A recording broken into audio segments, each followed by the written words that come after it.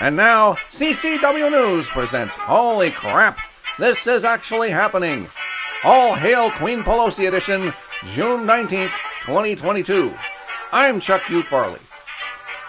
The big news this week is the continued primetime January 6th totalitarian kangaroo court coverage, complete with outdoor jumbotrons, planned neighborhood watch parties, and free Ben & Jerry's ice cream. I swear, I am not making this up. Speaker of the House Nancy Pelosi said her minions plan to continually present strong evidence of premeditated insurrection in the form of doctored footage, highly edited tweets, fabricated testimony from unknown sources, and a documentary that is literally a Hollywood director's cut we here at CCW News have affectionately titled Dancing with the Czars. Of course, to keep it fair and balanced, just like the election that started the whole thing, there will be no cross-examinations, rebuttals, or real fact-checks allowed. All mainstream networks have been covering the distraction live, except for Fox, which has stated they will only report on the facts should any be allowed to filter through. After little Chucky Schumer threatened Supreme Court justices by saying, "You have released the whirlwind and you will pay the price," Mad Maxine bellowed that violent rioters must riot harder, and Beetlejuice tweeted for a call to arms, then tripled down even after yet another mass shooting in the town she supposedly runs. A man who says he heard their voices in his head was arrested for attempting to assassinate Justice Kavanaugh. Officials say the suspect was angry about the leaked draft opinion, signaling that the court will overturn Roe v. Wade, so he traveled to the justice's home, armed with several weapons, including a Glock 17, hammer, screwdriver, nail gun, crowbar, pepper spray, and zip ties. When the taxi dropped him off and he saw federal marshals on the premises, he called 911 and turned himself in before they could take him out. In light of the House voting themselves $2 billion for extra security at the Capitol, one would believe that Pelosi and her Democratic henchmen would jump at the chance to protect the members of the highest court. Instead, she blocked that bill, but only after publicly encouraging such attacks herself and then flippantly saying that no one is in danger when confronted about it.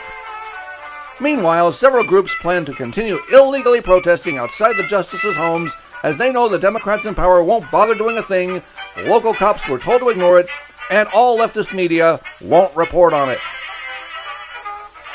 Since it's National Pander to the Pedos Month, of course her royal drunkenness had to cover up for her husband Paul's DUI, that was immediately dismissed for reasons of privilege, by appearing on RuPaul's Drag Race. There's a joke about straightening out the Pauls here somewhere. In her carefully scripted and poorly acted appearance, Pelosi was lauded for being the quintessential mean queen and then asked to deliver her infamous anti-Trump clap. She then told the plastic queens that they are, quote, what America is all about. No, Nancy. America is most certainly not about grown men dressing in women's clothing and prosthetics so they can twerk for young children. That's more of a Ukraine thing. In the words of a much more respectable Nancy, just say no. The World Health Organization has announced that it is looking to rename the new control mechanism currently known as monkeypox. It turns out that there are people within the WHO who are so racist they associate diseased monkeys with a particular demographic of humans, while literally no one else on Earth sees the connection. Meanwhile, the CDC has issued guidelines on how you should have sex if you are diagnosed with the dreaded simian pox.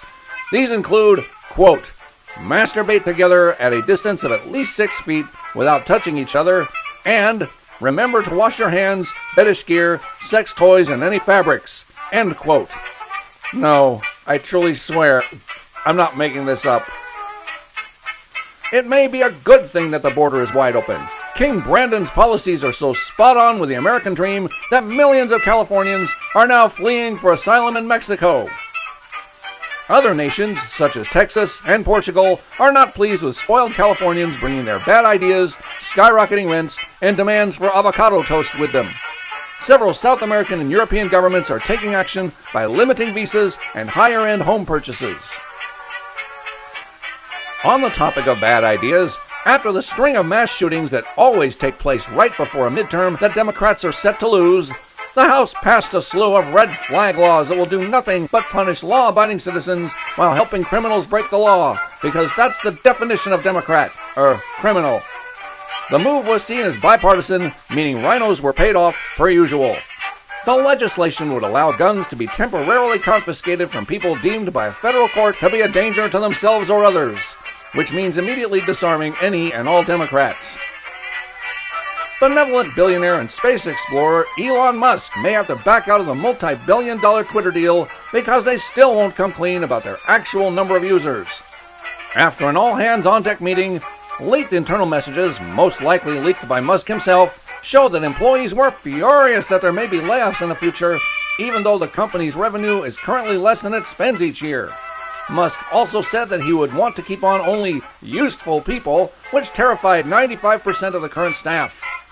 Many stated that they could not understand why they couldn't just be paid from the billions of fake dollars collected from the millions of fake accounts. In other Elon news, Musk admitted that he had voted Republican for the first time in his life, given how King Brandon has completely screwed up every single thing he's touched, per predictions from all who have ever worked with him. Unperturbed, Biden replied with, "Lots of luck on his trip to the moon," forgetting that SpaceX is the corporation that currently gets U.S. satellites into orbit. Biden also promised to invest heavily in Ford's experimental EV cars instead of the already successful Tesla vehicles because it makes perfect sense that the federal government should financially and illegally support one giant corporation over another. Dear Leader finished his rebuttal with a poignant and snappy, "and you know, the thing, then trailed off into mumbling and drooling until someone hit the reset button.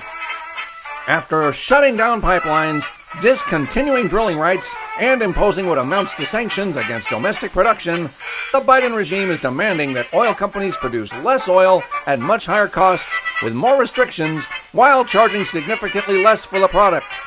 At a complete loss for words, most oil companies shrugged and continued trying to exist. Resident Brandon, of course, pretended he took control of matters in his indeterminate way by writing them a sternly worded letter and flying to Arabia to beg them for oil. While it's true that importing from hostile, slave-holding nations that despise America will far further harm the environment and cost taxpayers exponentially more than domestic production, it will satisfy all the Green New Deal parameters. As the nation faces ridiculous gas prices, exponential inflation, lack of baby formula, feminine hygiene shortages, predicted food shortages, power outages, and growing division that may lead to civil war, the other benevolent billionaire, Bill Gates, has been secretly investing in China-controlled big pharma and buying up farmland like hotcakes.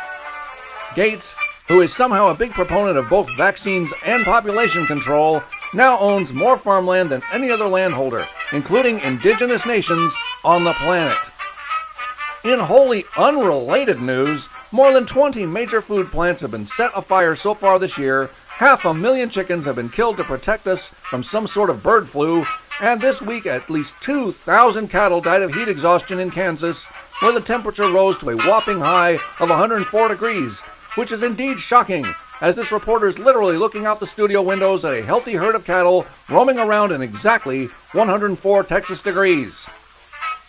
For CCW News, this has been Holy Crap, This Is Actually Happening. I'm Chuck U. Farley. Good night, and may God help us.